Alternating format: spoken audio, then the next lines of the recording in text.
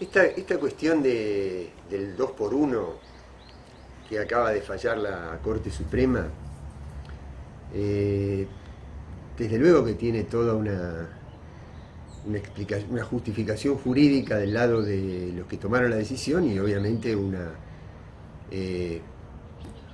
réplica también desde el punto de vista jurídico de nuestro lado. Pero a mí me interesa más que nada el enfoque cultural, político, lo que esto significa.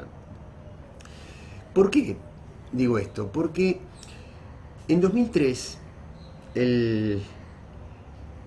Néstor Kirchner asume en el 25 de mayo, pero gobierna con el mismo parlamento hasta el 10 de diciembre de 2003. Es el mismo parlamento con el que había gobernado Duhalde previamente. Ese mismo parlamento, sin cambiar uno solo de sus miembros, se había negado en la época de Duhalde ni a juzgar a la Corte, se había negado tanto a juzgar a la Corte Suprema de aquel momento, a la Corte menemista, como a derogar las leyes de punto final y obediencia debida y luego anular los indultos.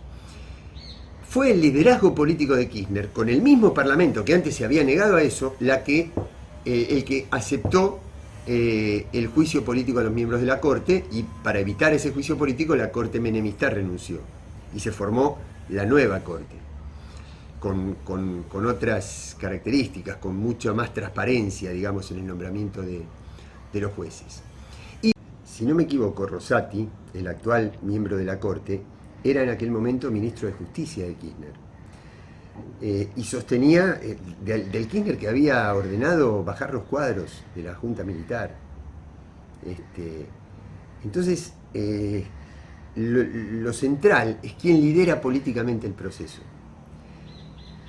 Entonces, cuando esta gente, cuando el macrismo se hacen los que miran nada más que el futuro, no es porque no tengan historia, es porque necesitan borrar su historia, necesitan esconder su historia, porque son herederos de aquel proceso militar, porque aplican el mismo proyecto económico.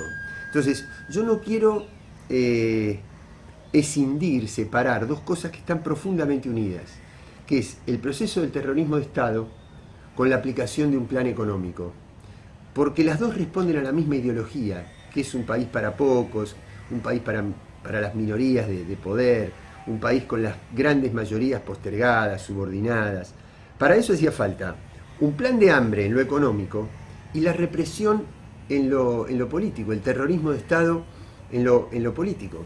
Entonces, este fallo responde a esa línea histórica. Este fallo es el precedente para que a todos los demás represores queden en libertad. Entonces, hay una continuidad entre el terrorismo de Estado, la impunidad de las leyes de impunidad y los indultos, aunque las leyes de impunidad no las sancionó un gobierno de ellos, los sancionó un gobierno que resistía de este lado, como fue el del doctor Alfonsín, a mi manera de ver, erróneamente.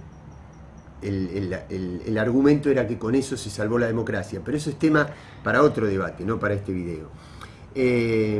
Entonces hay una línea de continuidad, indultos, ¿no? Terrorismo de Estado, aplicación del ejercicio concreto del terrorismo de Estado, tortura, desaparición, robo de bebés, todo eso.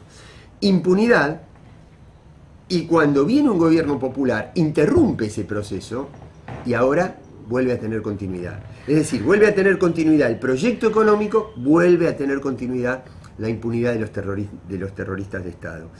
¿Para qué? Para irnos acostumbrando ahora a que están libres. Y el día de mañana, si las cosas empeoran, a que se puede volver a recurrir a un proceso represivo con los represores libres. Por eso que es tan importante recuperar el gobierno, porque si recuperamos, digamos, todas las medidas de resistencia, de repudio, todo eso hay que hacerlo, pero el problema es cambiar la orientación política del modelo, y eso se cambia recuperando el gobierno. Por eso luchar y ser inteligentes para volver, pero no para volver en el péndulo, para interrumpir un ciclo histórico.